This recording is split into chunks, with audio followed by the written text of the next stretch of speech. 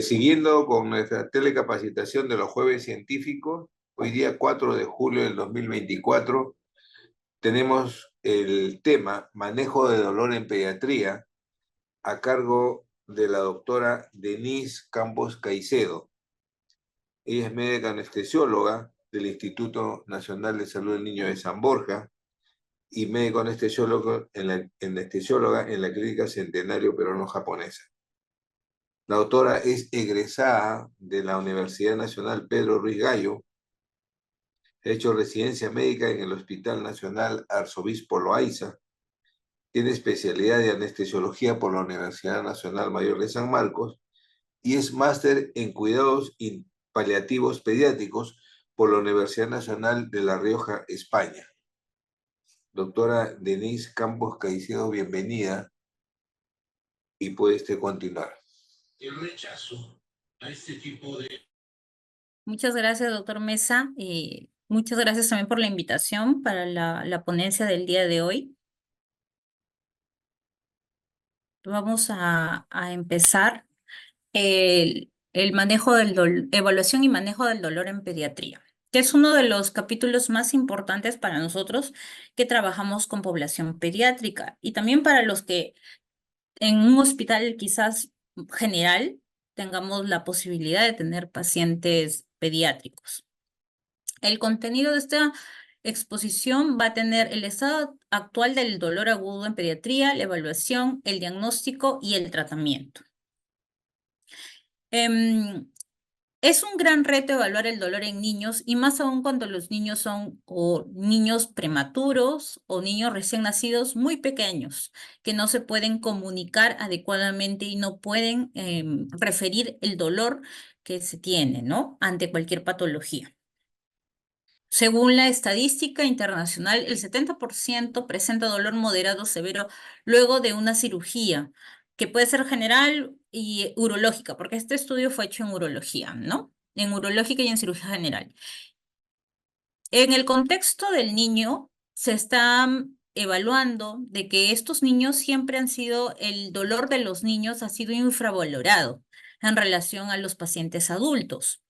Mientras que los familiares y niños reportan dolor en un 70%, el personal médico solo reporta el dolor de esta misma población que se estudió en un 30%. Quiere decir que hay una brecha de un 40% que no fue valorado adecuadamente o no fue manejado tampoco. Al no ser diagnosticado, tampoco fue tratado.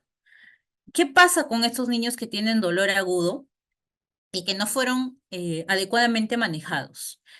Un 20 a 40% de estos pacientes van a generar dolor crónico y de ellos el 5% va a ir para un dolor intratable. ¿Qué quiere decir? Que al ser un niño pequeño, en una edad temprana de la evolución de su vida, vamos a tener quizás adultos con trastornos depresivos, con dolor crónico, con ansiedad, con enfermedades mentales ligadas al dolor que sufrieron en la infancia. Hay mucha asociación entre las enfermedades mentales y el dolor crónico con las vivencias que tuvieron estos niños en hospitalizaciones tempranas, ¿no? Tanto niños recién nacidos que quizás o aparentemente nosotros como profesionales de la salud pensamos que no van a tener recuerdo, que no van a tener asociación del sufrimiento que han tenido ante procedimientos o ante tomas de laboratorio o ante algún tratamiento quirúrgico que hayan tenido con la adultez, que sí ha demostrado que sí hay asociación. Y al tener un inadecuado manejo del dolor, nosotros también podemos ver impacto a corto plazo. Y esto lo vamos a ver con aumento del catabolismo, inmunodepresión, inestabilidad hemodinámica, por lo tanto, mayor morbimortalidad, mayor estancia hospitalaria, mayor lesión de estos niños. Sobre todo este impacto va a ser mayor en los niños prematuros o en los niños que están recién nacidos pretérminos, donde el catabolismo va a aumentar y van a tener bajadas de peso importante. En los niños pequeños no se puede valorar a nivel de que ellos hablen o expresen su dolor, pero sí a nivel de evaluación del rostro. Sobre todo vamos a ver ceño fruncido, cejas hacia abajo, ojos muy cerrados, mejillas levantadas o mejillas como ha aumentado el colorcito el rubor en las mejillas, la nariz un poco abierta, como con tensión, la boca cuadrada, tensa, abierta, la profundidad del surco nasolabial muy pronunciado. Esto es un tipo de expresión que lo vamos a ver a nivel físico. El llanto, a su vez, tampoco no es un indicador muy confiable en el caso del dolor neonatal. Los indicadores fisiológicos son más de gran importancia.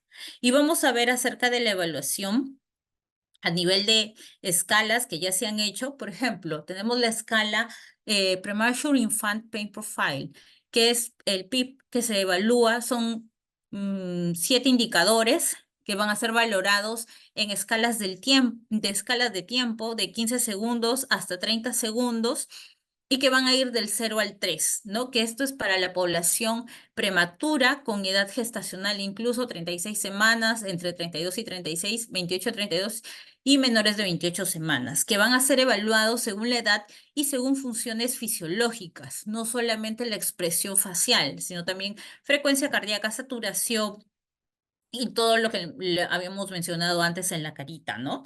Entonces, esto también es importante en el caso de estos. Mayores de 12 es un dolor severo. Entre 6 a 12, si la puntuación ha sido entre 6 a 12, es un dolor moderado y si es menor de 6, es un dolor leve. En la escala de evaluación también tenemos el NIPS, que es para una escala neonatal e infantil, que está para niños prematuros y no prematuros. Esta es una escala un poco más sencilla, solo tiene 7 parámetros también para evaluar. Se valora del 0 al 2, teniendo que 7 es el máximo y indicaría el máximo dolor y 0 indicaría que no hay dolor, ¿no? Y también tiene funciones fisiológicas como, por ejemplo, la frecuencia cardíaca, tiene los cambios en la respiración, ¿no? Entonces también nos ayudamos tanto de la ectoscopía como de medidas o parámetros medibles.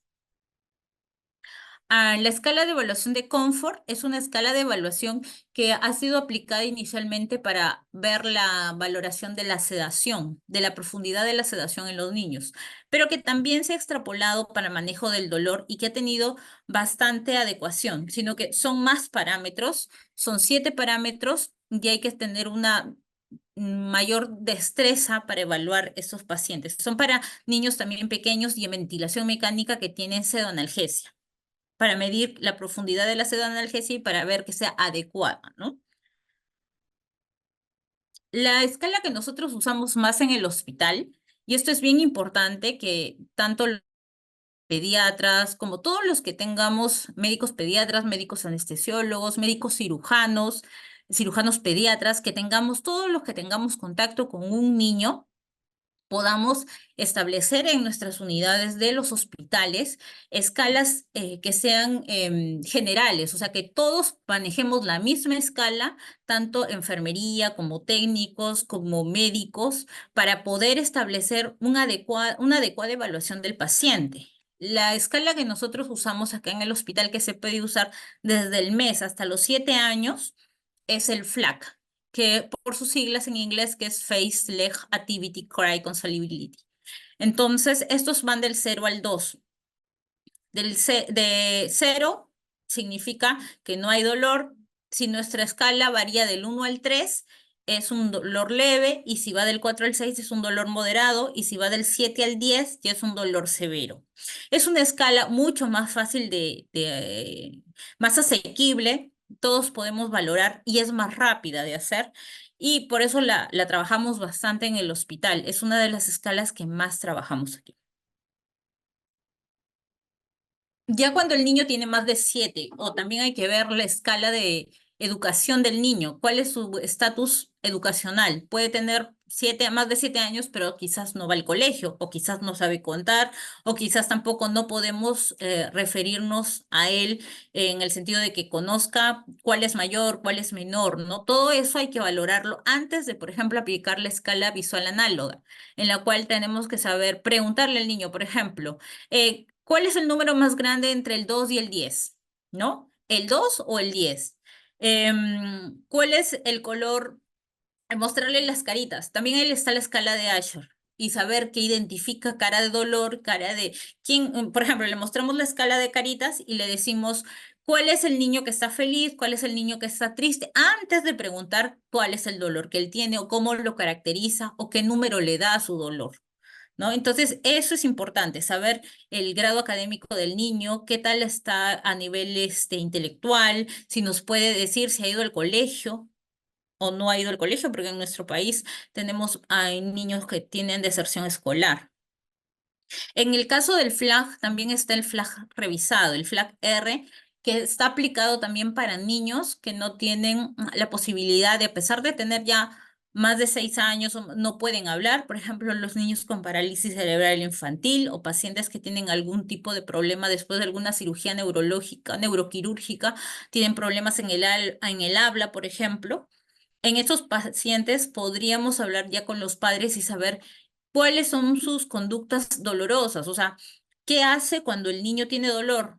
Por ejemplo, algunos niños se retraen o se vuelven agresivos, se autoagreden o golpean a los demás o se golpean ellos mismos o se empiezan a arañar, a lesionar. Entonces, ya los papás que viven con niños que tienen desórdenes de tipo neurológico ya conocen cuáles son sus formas de expresar el dolor. Entonces, el FLAC revisado habla de las mismas face leg activity, pero preguntándole al papá, ¿no? ¿Cómo pone su carita cuando tiene dolor? ¿Cómo pone sus piernas? ¿Se vuelve más activo, menos activo? ¿Se agrede, no se agrede? ¿Llora, no llora? ¿Se queja, grita? O sea, ¿cuáles son las conductas específicas para cada niño? Hay una individualización de la escala del FLAC revisado para niños que no pueden hablar ni expresarse adecuadamente. En el caso de los pacientes pediátricos es un poco más complicado el manejo del dolor porque trabajamos con bastantes medicamentos que son off-label. ¿Qué quiere decir? Que son medicamentos que quizás en un momento no fueron creados o no fueron estudiados para manejo del dolor, sino otras cosas. Por ejemplo, en el caso de la gabapentina, que al inicio era para convulsiones o para epilepsia y que actualmente lo podemos usar para manejo de dolor neuropático o para coadyuvante del dolor agudo o, por ejemplo, en algunos pacientes que son amputados como premedicación para que el dolor posterior sea un poco menor o una neuromodulación mejor, más adecuada para que el paciente no tenga dolor crónico. Y en el caso de ibuprofeno metamizol, por ejemplo, el metamizol no es prescrito para niños menores de 12 meses ni 9 kilos, el ibuprofeno para niños menores de 6 meses no. En ese caso, hay algunos medicamentos que de por sí no vamos a poder usar. En el caso de los gabapentinoides, solamente está estudiado en niños de mayores de 2 años y que al inicio era para epilepsia. Actualmente lo podemos usar en niños menores de 2 años, pero como les digo, el uso es off-label. Dentro de los medicamentos para el manejo del dolor tenemos el paracetamol. Ahora, actualmente en el hospital contamos ya con paracetamol endovenoso y es una gran ventaja porque tenemos solamente en el hospital paracetamol y metamizol, no tenemos ningún AINE y bueno, en el caso del paracetamol es un medicamento muy bueno porque lo podemos usar también en pacientes prematuros y en pacientes recién nacidos. Inhibe la síntesis de la prostaglandina. Se cree que actúa a nivel de los COX-3, que actúa a nivel del sistema nervioso central, porque inhibe la sustancia P, que es la generadora de hiperalgesia, y que va a generar pues, la continuación del dolor y el dolor crónico. Bloquea también la generación de impulsos dentro de los quimiorreceptores sensibles, la bradequinina, que son las responsables de los impulsos nociceptivos aferentes. El paracetamol se puede usar en dolor leve, moderado y en el dolor severo se puede usar como un ahorrador de opioides. Se ha demostrado que cuando se hace la asociación paracetamol-morfina, paracetamol-tramadol, también ayuda mucho a ahorrar opioide, disminuye el consumo de mayor dosis de opioide. El órgano que puede sufrir en el paciente pediátrico no es tanto el hígado porque en los niños pequeños, ¿no? Hablando porque hay una inmadurez todavía a nivel del citocromo P450 y de varias enzimas que se generan a nivel hepático. Entonces, esto es más para los niños más grandes, no tanto en los niños pequeños. Se había relacionado con autismo, pero ya muchos estudios están, todavía no hay estudios concluyentes, pero ya muchos estudios están desvinculando esta asociación. Dentro de la recomendación, vamos a tener, según las semanas conceptuales de los pacientes y el mantenimiento según la dosis, ¿no? Desde 7,5 miligramos hasta más de 36 semanas, 15 miligramos por kilo. Las dosis máximas también se puede dar hasta cada 6 horas en los niños pequeños.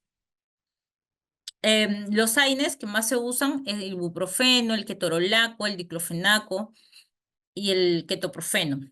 La dosis que se indican son las más aceptadas para las edades pediátricas, el ibuprofeno en mayores de 6 años, el diclofenaco mayores de 2 años. Entonces hay que ver también qué medicamento tenemos en cada uno de nuestros hospitales, cuáles serían las dosis máximas. Y por ejemplo, el ketorolaco no se recomienda más de 2 días, ¿no? Incluso en los otros AINES se podría dar hasta 7 días como mucho, pero el ketorolaco es uno de los medicamentos que no se aconseja su uso más allá de 2 días. El metamizol es un medicamento que también ha estado en mucha controversia, sobre todo porque se relaciona con la granulocitosis. Sin embargo, hay estudios latinoamericanos que emiten dentro de sus conclusiones que la granulocitosis se ha visto en menos del 10% de los niños. En adultos jóvenes sí puede llegar a una mortalidad del 10%. No hay suficiente soporte para el no uso del metamizol, sobre todo en niños latinos en un estudio grande que se hizo, que es el estudio Latin, que fue para el metamizol en latinoamericanos. Alemania prueba el uso de metamizol, viendo el riesgo-beneficio positivo. En Colombia, incluso, que se hizo un estudio grande también acerca de metamizol, se ve que las reacciones más frecuentes son las reacciones cutáneas. Y incluso hay una relación de que la anafilaxia es menor del metamizol que con penicilina y contrastes en relación a medicamentos, ¿no? Todavía no hay un estudio que desarrolle o que se haya logrado hacer una relación de equianalgesia del metamizol con el paracetamol. La dosis que se usa es entre 15 a 30 miligramos por kilo y dosis de infusión de 2,5 miligramos por kilo hora. En otro estudio que se hizo acerca de la evaluación de la dosis del metamizol, en niños, porque tampoco no hay un estudio que haya visto este tipo, solamente se ha extrapolado lo que se conoce en los pacientes adultos. Se ha usado, la dosis ajustada ha sido de 10 miligramos por kilo de peso y al hacer exámenes a nivel sérico se encuentra que las concentraciones son mucho mayores en niños más pequeños y en niños con mayor peso, más grandes, las concentraciones empiezan a caer, por lo cual este estudio propone. Es un estudio del 2019, propone que se debería hacer un estudio de dosis por edad y por peso para llegar a una adecuada dosificación según el peso del paciente y según la edad del paciente. Dentro de los opioides, el opioide débil que se usa con mayor frecuencia es el tramadol. Sin embargo, hace algún tiempo también tuvo una alerta dada por la FDA, pero que ya varios estudios se han volcado a hacer sobre el tramadol, qué fue lo que pasó, ¿no? Porque el problema que vive Estados Unidos o los estudios que se hicieron fue porque hay una demanda aumentada sobre demanda de los medicamentos, sobre expedición de los medicamentos, entonces los papás también administran a demanda. No sé, los pacientes que llegaron a apnea fue porque o fueron sobredosificados y en algunos sí se llegó a demostrar que eran metabolizadores rápidos del tramadol, pero no en todos. El agonista es un opioide débil que inhibe la recaptación de la serotonina y noradrenalina. La evidencia es muy baja. La evidencia es muy baja, además tienen muestras pequeñas y problemas metodológicos en relación a la no prescripción del tramadol. El tramadol, realmente los efectos adversos no han sido adecuadamente documentados como para que sea totalmente retirado. En algunos países todavía se sigue usando, tanto como el nuestro. El tramadol intrahospitalario no ha sido descontinuado, más bien es el ambulatorio el que se ha tenido que... Incluso se sacaron algunas normas de que a qué pacientes no se debía prescribir tramadol. Y era, por ejemplo, pacientes con historia de apnea del sueño, obesidad, que hayan sido operados de tonsilectomía, enfermedad pulmonar grave o una enfermedad pulmonar crónica que hayan tenido previamente. Sin embargo, como les digo, no hay un estudio o los estudios posteriores al anuncio del FDA han mostrado la seguridad del tramadol cuando es bien administrado. No. Entonces, la codeína sí está totalmente fuera del mercado, no se puede aplicar en niños, tampoco se debería recetar en jarabes, no así con el tramadol, ¿no? Entonces, de la codeína y el tramadol, entre codeína y tramadol, preferimos trabajar con tramadol a la codeína. Y bueno, hablando acerca del el polimorfismo que existe en algunas poblaciones, sobre todo las poblaciones europeas, caucásicas, son los que tienen este problema a nivel del genético, de la enzima CIP, que es la metabolizadora del tramadol. En el fentanilo, nosotros el fentanilo lo usamos más en sala de operaciones o en unidades de cuidados críticos, no tanto así en hospitalización. No se usa el fentanilo en hospitalización. Es 100 veces más potente que la morfina, actúa a nivel de los receptores Mu. El problema del fentanilo es su tolerancia y su taquifilaxia, entonces tenemos a niños que van a empezar a usar dosis cada vez mayores por esto, ¿no? Por su tolerancia y taquifilaxia. El aclaramiento, pero es un medicamento muy bueno para niños prematuros que necesitan a veces infusiones profundas o infusiones analgésicas. El Clear es inmaduro, pero aumenta rápidamente en el recién nacido. En el caso de la morfina, hay un punto de corte entre los niños mayores de 6 meses recién empiezan a metabolizar la morfina de manera más adecuada hasta el año que llega a ser prácticamente como el adulto. Sin embargo, menores de 6 meses el metabolismo no es el adecuado. Incluso la excreción renal. Tanto los metabolismos como la excreción renal no es adecuada, entonces las dosis deben ser diferentes. Hay una diferenciación en la edad, ahí, en la edad del paciente. No podemos aplicar misma dosis o acostumbrarnos a aplicar. Más adelante vamos a mostrar unos cuadritos donde se ve, pero no podemos aplicar, por ejemplo, 100 microgramos kilo peso, que es la dosis, o 50 microgramos kilo peso, que es la dosis que usamos en niños más grandes, mayores de 1 año o mayores de 6 meses.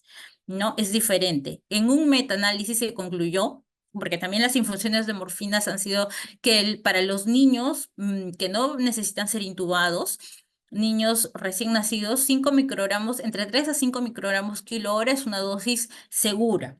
Para ya niños intubados, más de 10 microgramos kilo hora sería la dosis adecuada a usar.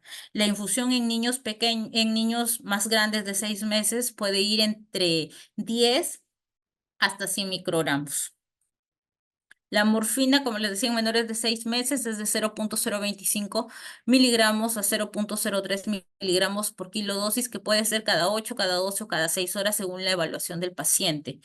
Los niños NAIVE, que sean menores de 50 kilos, la dosis es entre 0,05 miligramos kilo y en mayores de 50 kilos ya podemos dar de 2 a 4 miligramos. Los rescates siempre tienen que ser entre 25 a 50% de nuestra dosis horaria del paciente o el 10% de la dosis total del paciente. Por ejemplo, si un paciente usa morfina 2 miligramos cada 4 horas, sería 12 miligramos. Entonces, el 10% de eso vendría a ser 1,2 miligramos, ese sería su dosis de rescate, hablando de dosis total, que va en los rescates siempre de 10 al 15%. Y en caso de dosis horaria entre el 25 y 50%. Los niños que ya son tolerantes pueden incrementarse una dosis. Hablamos de niños naive, son los niños que nunca han tenido contacto con ningún opioide. Niños tolerantes son niños que ya en casa, por ejemplo, están siendo medicados o con tramadol o con oxicodona o que ya tienen morfina de base, que son niños que pueden tener alguna patología, leucemia o alguna patología de dolor crónico o alguna patología que ya venga siendo tratado previamente, ¿no? Morfina intratecal, ahí está la dosis, pero preferimos no poner en niños porque el metabolismo diferente que pueden tener. En adultos es un poco más seguro usar. Dentro de los opioides, en esta tablita hablamos de infantes entre 0 a 6 meses. La morfina va desde 0,025 a 0,05, como habíamos visto. Y las infusiones con PCA van desde 0,05 hasta 0,01 miligramos por kilo por hora en neonatos de 0 a 30 días, ¿no? Igual que la oxicodona y el fentanilo. Nosotros en la institución solo tenemos oxicodona de 5 miligramos y en la presentación de tableta. No tenemos en endovenoso como en otros países. Morfina sí tenemos en tableta, pero 30 miligramos y morfina de 10 y de 20 miligramos. Entonces, cuando necesitamos preparar, por ejemplo, jarabes, tenemos que mandar a farmacotecnia para que ellos preparen los jarabes y se pueda prescribir, ¿no? De manera adecuada a los niños. Y también, como les decía, la dosis diferenciada y el punto de corte son mayores de 6 meses. Entonces, en este cuadro también se colocan los opioides más usados, el tramadol, el fentanilo, la morfina y la oxicodona, pero para niños de más de 6 meses. Las dosis cambian, ¿no? Por el metabolismo y por la eliminación de los opioides de lo inmadura que todavía tienen los niños de 6 meses para abajo. ¿Cuáles son los factores de riesgo para la depresión respiratoria? Realmente que el paciente sea menor de 1 año, que reciba dosis más altas a las recomendadas. Y esto hay un factor humano también ahí que podría pasar, ¿no? Enfermedad concurrente que afecte la reserva ventilatoria, por ejemplo, que este niño aparte tenga una escoliosis importante, que tenga insuficiencia renal, pero ya una insuficiencia renal también alta, porque todavía también hay que, si pueden, podamos leer insuficiencia renal y opioides, en qué tasa de filtración glomerular y cuánto porcentaje se va a ir eh, retirando. Normalmente, cuando la insuficiencia renal es entre leve a moderada, no se reduce. Cuando ya entra severa o a diálisis, ya se va reduciendo entre un 25 y un 30%. Que no tenga sedantes concurrentes. Y esto pasa mucho con que hay pacientes, por ejemplo, que reciben clonazepam o reciben algún tipo de diazepam o algún medicamento que los vaya a ser antiepilépticos. Entonces, si se juntan los antiepilépticos con los opioides, podríamos crear una sedación en los niños. O sea, si lo damos juntos a la misma hora, no se separan, por lo menos debería haber una separación de 1 o 2 horas, o también los relajantes musculares que usan los pacientes con parálisis cerebral infantil, ¿no? En ellos también podríamos tener ese problema. Y lo otro que son los errores de dosificación. Es importante tanto la prescripción, la pauta que deja el médico, cómo lo va a diluir, cómo va a ser la administración del medicamento. ¿No? Más que todo, lo que hemos tenido son errores en la dosificación, en la preparación del medicamento y en la administración, porque a veces se juntan dos medicamentos que no deben juntarse, que deben estar espaciados por lo menos 1 a 2 horas, porque bueno, varios de los niños de pediatría tienen polifarmacia, entonces en eso hay que tener en cuenta qué está recibiendo el niño, qué estoy prescribiendo, cómo lo estoy indicando y cómo lo están preparando para la administración de este medicamento. La analgesia controlada por el paciente, ya cuando hemos prescrito, por ejemplo, nuestro medicamento en horario, por ejemplo, la morfina cada 4 horas. Hablamos de morfina porque morfina es el gol estándar en el caso de opioides para manejo de dolor agudo y en rescates. Por ejemplo, tengo un niño que está usando tramadol en horario, pero ya está en dosis tope, que la dosis tope son 8 miligramos por kilo por día. Entonces, en ese paciente ya diría yo, el rescate del medicamento, si es que ese paciente tiene dolor, yo no puedo rescatar ya con tramadol porque ya está en dosis tope, entonces rescataría con morfina. Si ya estoy rescatando mucho al paciente, entonces lo ideal ya no sería seguir con tramadol, sino quizás pasar a morfina.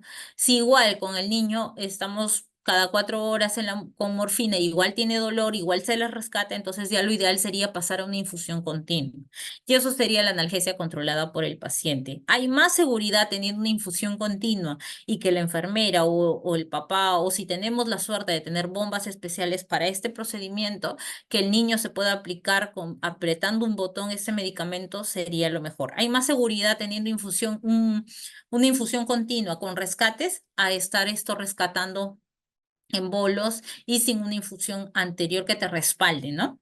Entonces, en este caso, lo que vemos es que cuando nosotros damos dosis en horario, lo que vamos a tener es que un pico, o sea, una dosis es un pico, ingresa, tenemos un pico de analgésico y de ahí baja, ¿no? Hasta la hora que le corresponda, por ejemplo, cada 8 horas o cada 24, cada 12, según lo que hayamos prescrito y según la duración del medicamento. Eso es una cosa muy importante. No podemos decir denle morfina cada 6 horas cuando el tiempo de eliminación de la morfina es 4. O no podemos decir cada 8, cada 12 cuando el tiempo de eliminación es 4. Salvo que nosotros queramos sacar el medicamento de a pocos, es válido. Pero si yo quiero mejorar la analgesia o que ese niño está con dolor, tiene que ser cada 4 horas. Salvo que el niño sea menor de 6 meses, ahí tampoco podríamos aplicar cada 4 horas. Entonces, los medicamentos deben ser aplicados en horario. No si es metamizol cada 8 o cada 6 horas, si es tramadol cada 6 horas o cada 8 horas, pero no esperar a que el niño le duela para yo decir, denle el medicamento. Eso se llama que debe ser en horario, reglamentario, y según el metabolismo y la eliminación del medicamento, que eso ya está escrito y está estudiado, ya lo sabemos. Entonces, si yo coloco un medicamento en infusión continua, voy a tener esto, ¿no? Vamos a tener que ese medicamento no va a bajar, sino va a mantener su analgesia a lo largo de las horas, no como la dosis única que yo doy, tiene un pico y luego un valle. En cambio, si yo coloco, va a tener una infusión continua, va a tener un medicamento establecido y vamos a tener una concentración plasmática estable y constante. ¿Cuál es la PCA, que es el Patient Control Analgesia? Puede ser o epidural o endovenoso. Eso va a depender de que si le colocaron en cirugía, le pudieron colocar un catéter epidural. El catéter epidural ha demostrado ser mejor que el PCA endovenoso. Sin embargo, el PCA endovenoso es lo que podemos colocar, por ejemplo, en hospitalización, una infusión con morfina, y es más seguro que estar colocando en dosis horarias, por lo que podríamos tener errores en la prescripción. Es mejor preparar una bomba adecuadamente y que la medicación vaya pasando lenta, hora por hora, a que sea colocada en bolo una dosis mal preparada, por ejemplo. La práctica siempre debe ser monitoreada y regular. Igual pueden existir errores de mala programación y mala preparación, por eso a veces es necesario que haya dos vedores, uno que esté preparando y el otro que esté observando lo que está haciendo la otra persona, ¿no? Para evitar este tipo de errores. Acá en esta tablita también podemos ver cuáles son las dosis de infusión que se pueden iniciar, ¿no? De 10 a 20 están en microgramos kilo hora, y cuál es el bolo. El bolo es el rescate para el manejo del dolor y cuánto se puede. El lockout es el tiempo que yo tengo que esperar entre que le di un rescate a darle un nuevo rescate, porque quizás el paciente se sigue quejando de dolor, entonces puedo darle. En el caso de la morfina, es entre 5 a 10 minutos. Entre 5 a 10 minutos el rescate que yo le he aplicado debería hacer efecto. El efecto es rápido cuando la morfina es endovenosa, pero si es morfina oral, por ejemplo, en este caso no aplica para la PCA, pero podríamos darle un rescate subcutáneo o endovenoso cuando el niño está tomando morfina oral, por ejemplo. Ahí aplicaría el tiempo de lockout 30 minutos, por ejemplo. En el caso de la ketamina, nosotros también lo usamos como coadyuvante, no como anestésico, por eso la dosis van de 0,2 miligramos kilo a 0,5 miligramos kilo. La ketamina es muy usada también para todo lo que son en procedimientos de extraquirófano, y a veces es muy bien manejada por los médicos pediatras. Pero la dosis que nosotros usamos es más para coadyuvante analgésico y no tanto para anestesia. Las dosis son bajitas. Cuando yo quiero dar anestesia, más vía oral 5 miligramos kilo, o endovenoso 1 miligramo por kilo, ¿no? Es diferente la dosificación. Entonces los efectos también van a ser diferentes. Dentro de los efectos adversos que podría haber serían sedación, anorexia, retención urinaria, movimientos tónico-clónicos. La dosis de premedicación, como les indicaba, es de 3 a 5 miligramos por kilo vía oral, mezclado con algún jarabe o mezclado con algún tipo de jugo para que sea bebible, ¿no? Y la infusión, ya hablando de infusión que necesitamos, nosotros aquí lo usamos juntos, morfina con ketamina, para infusiones, para bombas, para manejo del dolor, cuando la cirugía ha sido muy cruenta, por ejemplo, ya los mandamos con una bomba de infusión de morfina ketamina preparada y que va a permanecer entre 24 a 72 horas, dependiendo del qué tan cruenta haya sido la cirugía y qué tan dolorosa, porque recordemos que el dolor agudo posoperatorio intenso son las 6 primeras horas y que va a ir bajando hacia las 72 horas. Por eso es que se mantienen las bombas de infusión continua entre 1 a 3 días. Y también la analgesia de estos pacientes debe ser en horario, no puede ser condicional. Cuando estos pacientes han salido de sala de operaciones o tienen una fractura o han tenido algún tipo de injuria, deberían por lo menos tener una medicación en horario y debería asociarse siempre o tratar de asociarse un opioide con metamizol, por ejemplo. Metamizol que va bien para dolores abdominales, dolores viscerales o dolores tipo hueso. Entonces, en este caso, podríamos usar dosis bajitas de tramadol asociado con un metamizol. En el caso de coadyuvantes analgésicos, nosotros usamos los coadyuvantes, por ejemplo, en pacientes quemados que han tenido dolor de tipo, este dolor es tipo picazón, es una lesión nerviosa amplia de la piel. Por eso es que las fibras nerviosas que están por debajo de la piel también han sido afectadas y estas lesiones nerviosas que se generan por el trauma térmico van a generar el dolor neuropático y el probable dolor crónico que pueda tener los pacientes quemados. Entonces, en ellos se inicia gabapentina o se inicia antidepresivos tricíclicos como la amitriptilina, que la dosis de inicio es 0,1 miligramo kilo. Evitemos siempre, o cuando vamos a usar amitriptilina, que no sea en un paciente que ya sabemos que es cardíaco o que no sean pacientes que tienen. Hay que vigilar también qué medicaciones tienen adicional para evitar que haya un enlentecimiento del QT a nivel. Ese es el riesgo que podría haber en estos pacientes, ¿no? Y los efectos anticolinérgicos. Y en el caso de gabapentinoide, pues la gabapentina es el que tiene el Ministerio de Salud. Si es posible, la pregabalina también tiene los mismos efectos que la gabapentina, pero con menos efectos adversos. Por eso es que la pregabalina también es un buen medicamento, pero que es un poco más caro y es un medicamento que no lo tenemos a la mano, ¿no? El otro medicamento que podemos usar es la lidocaína para manejo o coadyuvante del dolor. Hay esto, lidocaína en parches, que lamentablemente no tenemos tampoco en el Ministerio de Salud, pero podríamos usar también lidocaína en infusión continua para niños a 1 miligramo kilo, que también lo usamos acá en la institución. En el caso el problema con algunos niños que tienen trastorno a nivel del dolor y que en algunos casos ha hecho un dolor crónico, es que son niños que han hecho también, han tenido que estar por el dolor, han tenido una inversión del sueño o han tenido un trastorno del sueño. Entonces en ellos también se podría usar la melatonina como un coadyuvante para ayudarlos a descansar, como un inductor del sueño, no es como las benzodiazepinas, ¿no? Entonces, la melatonina es, digamos, menos invasiva cuando hablamos del uso de benzodiazepinas, ¿no?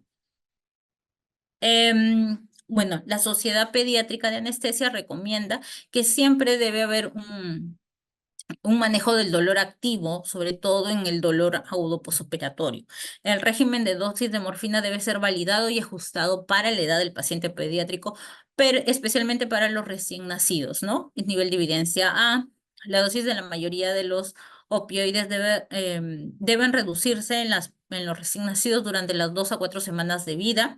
Según bueno, ya tienen ahí los cuadritos cómo se les puede dar los opioides dependiendo de la edad que tiene el niño. El uso de PC en infusión continua también debe ser valorado según la severidad del dolor No existe suficiente evidencia para recomendar a un opioide sobre otro. Sin embargo, la petidina es uno de los opioides que no se debe usar, así como la codeína, la petidina tampoco son opioides para la edad pediátrica.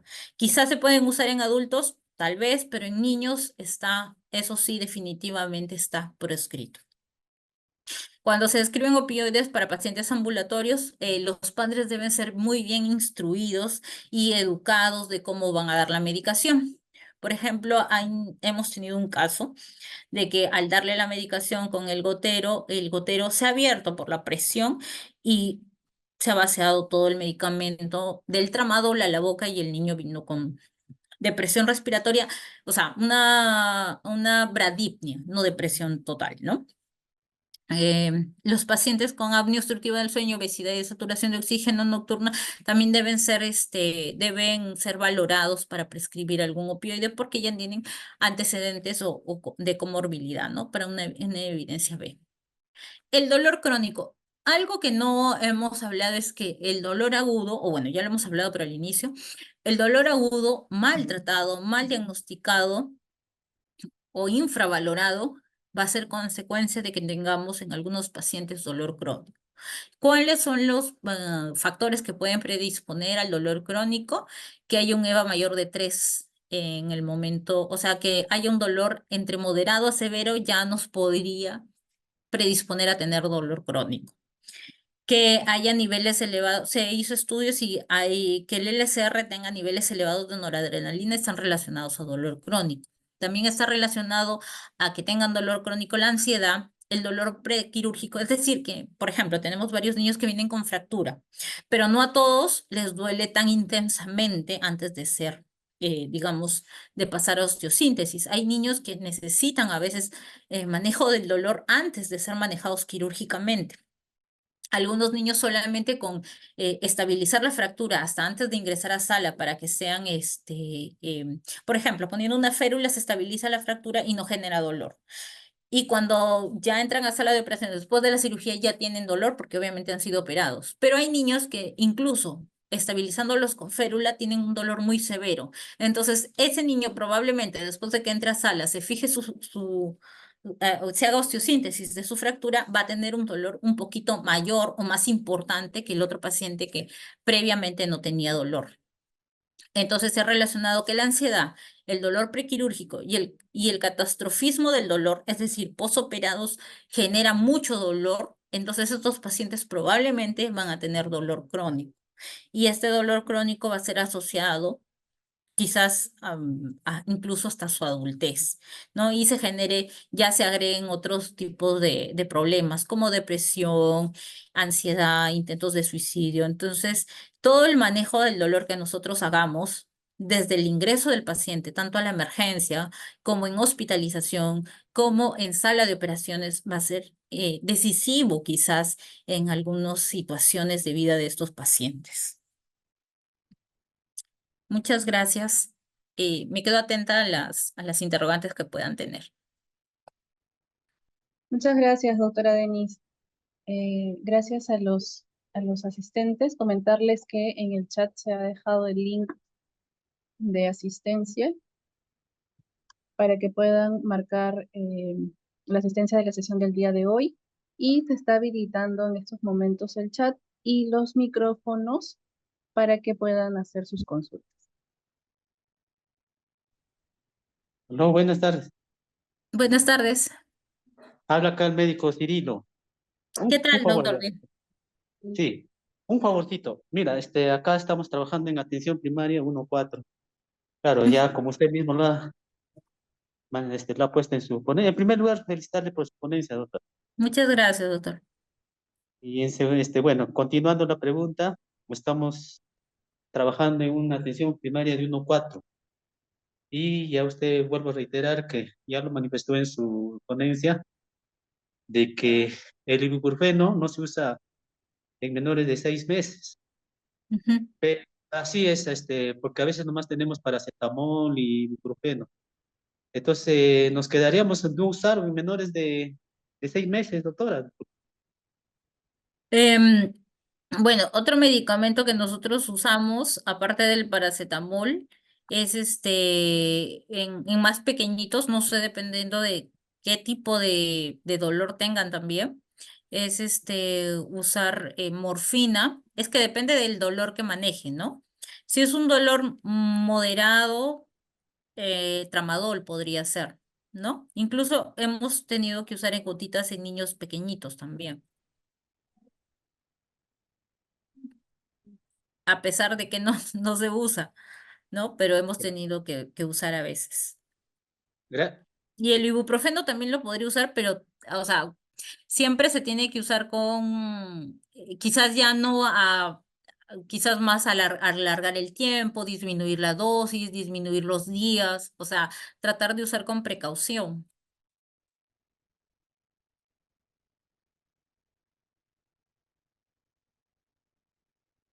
Bien, gracias, doctora. Tenemos una consulta también en el chat. Nos preguntan, ¿se puede dar dos medicamentos diferentes a los adolescentes si no les pasa el dolor? Sí, o sea, lo ideal es asociar medicamentos. Por ejemplo, se podría asociar paracetamol metamizol, o se podría usar paracetamol tramadol, o se podría usar metamizol tramadol, o si no hay, si el dolor es muy severo, se podría usar morfina, paracetamol, o morfina AINE, algún AINE que tenga, ibuprofeno, o alguna otra cosa. O sea, la idea es asociar medicamentos para disminuir dosis. Gracias, doctora. Hay una consulta más. Nos dicen, primero felicitan su ponencia y nos consultan acerca del uso de tramadol en gestantes. ¿Es posible que esto afecte a la formación del bebé o presente algunas secuelas en su etapa neonatal? No, depende en qué edad en qué momento se está usando el tramadol, ¿no? Pero normalmente hemos tenido, o bueno, usamos tramadol en gestantes incluso al momento de cirugías, hemos usado del segundo al tercer trimestre. Y también incluso en pacientes que ya en las cesáreas se coloca tramadol.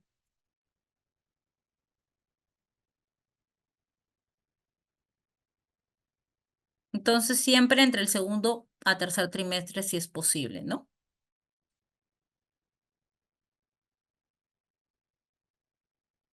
Gracias, doctora. Hay una consulta más. Nos dicen morfina y tramadol, ¿por qué no pueden ir juntos? Siempre suspenden tramadol cuando inician morfina. Ah, ya. Lo que pasa es que el tramadol es un opioide débil. Y si yo ya tengo la morfina, que es un opioide más fuerte que el tramadol, lo ideal sería solo quedarme con la morfina. Porque tener tramadol y morfina sería una sumatoria de opioides, ya que lo que nosotros hacemos es convertir el tramadol a morfina. Entonces lo ideal es suspender tramadol. Entre el débil y el fuerte me quedo con el fuerte y suspendo el tramadol. No se pueden dar juntos porque es una sumatoria de opioides, porque al final el tramadol cuando se va a metabolizar va a generar también mayores efectos de vómitos, de náuseas, y también nosotros, el tramadol tiene es un opioide al final, entonces va a ser una sumatoria y vamos a quizás a sobredosificar. Entonces, entre el débil y el fuerte, me quedo con el fuerte. Por eso es que no pueden, o sea, no deberían ir juntos. Estoy sumando opioides. Le estoy dando, por ejemplo, si es un niño que yo tengo el tramadol, le estoy dando 10 miligramos cada 6 horas, le estoy dando 40 miligramos de tramadol y al convertirlo según nuestras conversiones de opioides, sería que le estoy dando 4 miligramos de morfina. Y si sobre eso le agrego la morfina que estoy pautando en horario, estoy sumando 4 miligramos de morfina en lo que ya le estoy pautando. Por eso, lo que hacemos es quitarle el tramadol y poner en horario la morfina. Salvo que yo con el tramadol la mantenga adecuado el dolor, podría meter la morfina, pero solo de rescate. Es decir, lo dejo con 10 miligramos cada 6 horas y de rescate le podría poner entre 0,25 a 0,5 miligramos de morfina de rescate. que es una dosis más pequeña, entre el 25 y 50% de lo que correspondería. O sea, sí puedo tener el tramadol en horario, pero con rescate de morfina. Pero si ya lo doy en horario a la morfina, quito el tramadol. Ya no puedo tener tramadol y morfina juntos. Gracias, doctora. Una última consulta, nos dicen como para concluir, es que hay que educar a los padres para manejar el dolor agudo y evitar la ansiedad del dolor crónico. Sí, o sea, el dolor agudo realmente, el problema que nosotros tenemos es que a veces el papá dice que el niño tiene dolor, pero nosotros no lo valoramos adecuadamente. Y al no valorarlo adecuadamente, no le colocamos nada para el dolor. Entonces genera más ansiedad en el niño y ese dolor crónico, y ese dolor agudo sí se puede volver crónico. Entonces, y también se ha catalogado de que papás ansiosos, hijos ansiosos, más ansiedad, mayor dolor. Porque sí hay una relación directa entre ansiedad y dolor. Si es un niño que entra ansioso a algún procedimiento, probablemente ese niño va a tener más dolor que otro niño, pero porque su ansiedad se suma al dolor subyacente. Entonces sí hay que tratar de conversar con el papá, de conversar con el niño, e incluso una parte importante de la terapia del dolor es que haya un soporte psicológico, en que el psicólogo también tiene muchas herramientas que podemos usar con psicología para mejorar la parte ansiosa del dolor, ¿no? Gracias, doctora.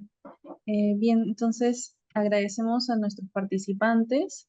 Nuevamente, gracias, doctora Denise, por la excelente ponencia. Esperamos igual contar con usted para nuestras siguientes capacitaciones y los invitamos a continuar participando de nuestros jueves científicos. Gracias, gracias, doctora. Gracias, gracias a todos. Voy a responder algunas preguntas ahí por interno porque creo que hay dos. Pero muchas gracias por su invitación. Gracias a todos también por escuchar.